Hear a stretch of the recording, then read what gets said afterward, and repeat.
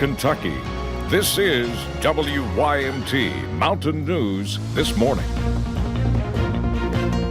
Good morning. The time is 6 o'clock on October 7th. I'm Madison Pergram, and thank you for joining us on Mountain News this morning. Well, Kelly was just telling you how hard the rain was coming down, and it is making us a little sleepy. But let's go to Kelly McShane. It's getting cooler and a lot more rain in the forecast. Yes, we actually do have rain. It's much needed. A lot of folks still in that drought category. So this rain is much needed, and it is making a lot of us a little bit sleepy starting off this morning. Outside of our studios here at WYMT, visibility is a little bit reduced, and that pavement is definitely a little bit wet. So just be very careful. You're going to see those wet roads throughout the region. Here it is on Pinpoint Doppler. We're seeing those spottier showers move through this morning, heavy at times, and we're going to see more widespread rainfall throughout later this morning and even into the afternoon hours as well. And because of all of this rainfall, it is making it a little bit hard to see in some places. Check it out, less than 2 miles of visibility in Pikeville, 3 in Monticello. So just be very careful, especially with those roads a little bit wet. Now those temperatures, we are in the 60s this morning, but we will actually be in the 50s by the time we get to this afternoon. Those temperatures going to cool off as that cold front continues to push through the region. I'll have more details on how much rain we can expect, as well as what we can expect the rest of the week here in just a little bit, Madison. Thank you, Kelly. Well, we begin this morning with a developing story in Knott County, an ATV crash involving 4 people. 2 of those people are juveniles. The crash happened on Highway 160 in Knott County near the Brinkley community last night. At least 2 people involved in the crash were transported to the hospital with injuries, but right now we are not sure how serious those injuries are at this time. And officials from the Knox County Sheriff's Department say a man is now behind bars in connection with the septic cleaning truck stolen from Barberville.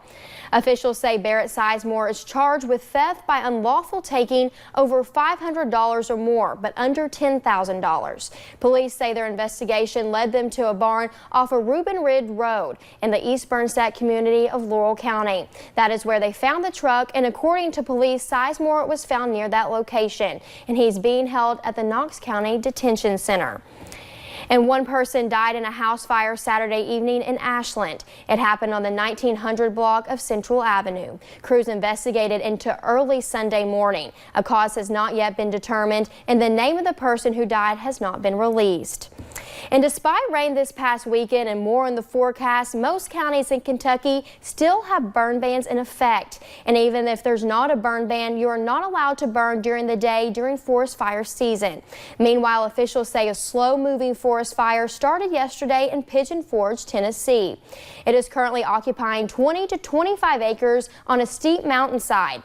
And as of this morning, officials say the fire is now mostly contained.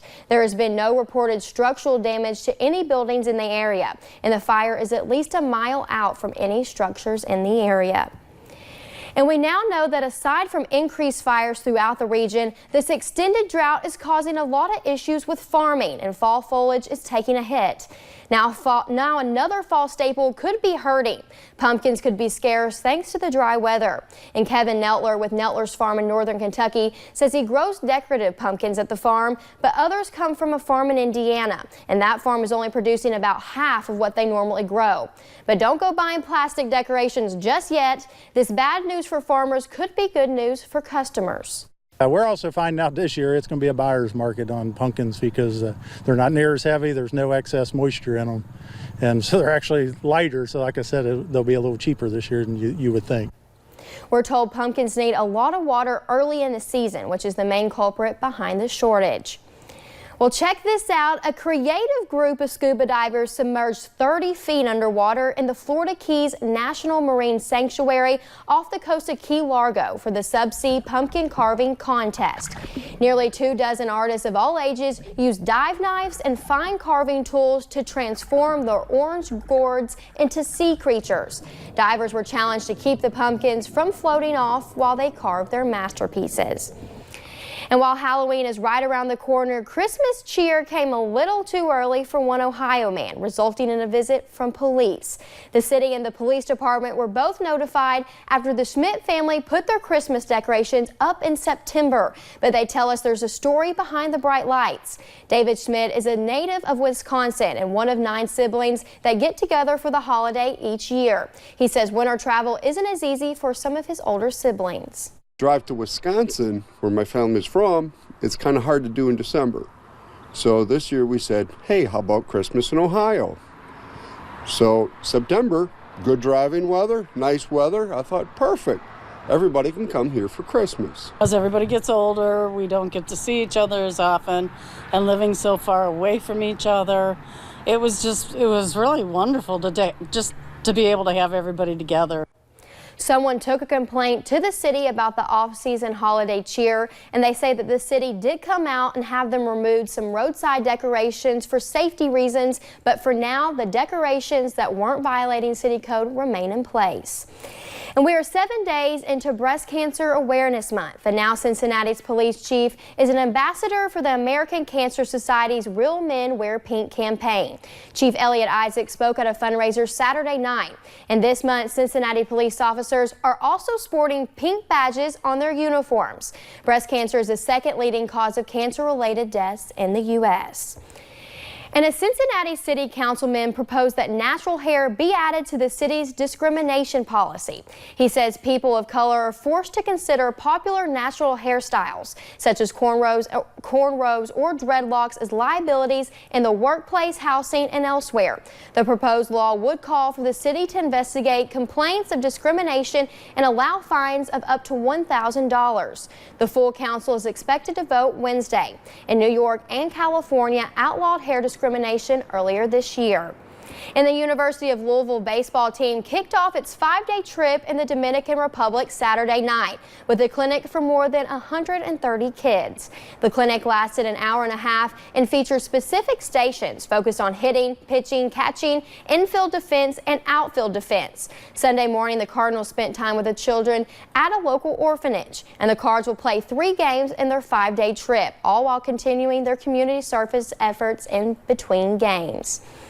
Well, have you ever wondered what it is like to be an owner of a horse race or a horse that's a horse racer? Well, now Keeneland and Lexington is offering a special tour that allows you to catch a race from a different perspective. Olivia Russell has more from the racetrack.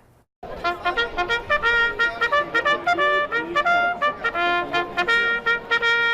day at the races. You may have experienced it from the grandstand, but what about from an owner's perspective? A new tour at Keeneland gives people a behind-the-scenes look at a full day. They get to follow the horses from the barn areas into the saddling paddock. They get to be in the walking ring when the jockeys take their mount and follow them out and watch the race from the winner's circle. The tour draws a unique crowd. You have visitors who will come from states away who want to come and learn more about racing. I live in California. You have people who know nothing about racing at all to people who are interested in maybe getting into the business. So it's just a wide variety of people who love racing and really just want that exclusive experience. I've never been in the winner's circle before. Maybe someday later in life I will be. But it's just one of the many tours offered at Keeneland. In keeping with our mission, it's our job to educate the public, to build a fan base for racing, and the more experiences that you can give to guests to really tell our story and show them what life is like on the other side of horse racing, we just love to be able to share that story and really engage with people so they can learn more about our business. It's experiences like this that create new horse racing fans every day. Keeneland is amazing. It's a very amazing facility. They keep it clean. They maintain it very well. This was kind of like a mini dream come true. From the winner's circle, Olivia Russell, WKYT. What a cool experience. Well, the Owner's Experience Tour is offered through October 25th. And remember Omaha Beach, the favorite for the Kentucky Derby that scratched due to a throat issue? Well, he's had a couple other issues this year and finally made it back to the races yesterday. He ran for the first time since April, running in the Santa Anita Sprint Championship. Shanslot, Omaha Beach is coming with good-looking strides down at the rail, and Flagstaff on the outside. Shanslot fully extended, trying to fend off the classy Omaha Beach. Shanslot digging in. Omaha Beach at the rail is coming to him. Shanslot, Omaha Beach, Omaha Beach, Omaha Beach. Well, what a brilliant effort from Omaha Beach, who is probably being pointed to the Breeders' Cup Mile.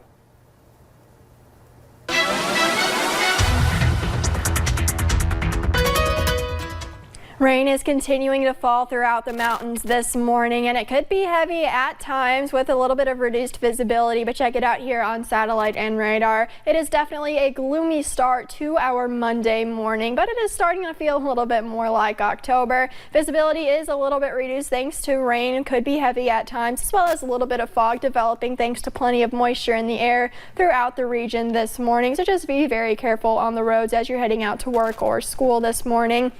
Those temperatures, we are in the 60s right now, and we're going to continue to cool down throughout the day. We're going to end in the 50s heading throughout the afternoon, and I'll have details on our rain chances for today as well as what we can expect the rest of the week here in just a little bit. Madison. Thank you, Kelly, and thank you for joining Mountain News this morning. More news is on the way. We take a look at progress or lack thereof being made between GM and workers as the auto workers strike enters its 4th week.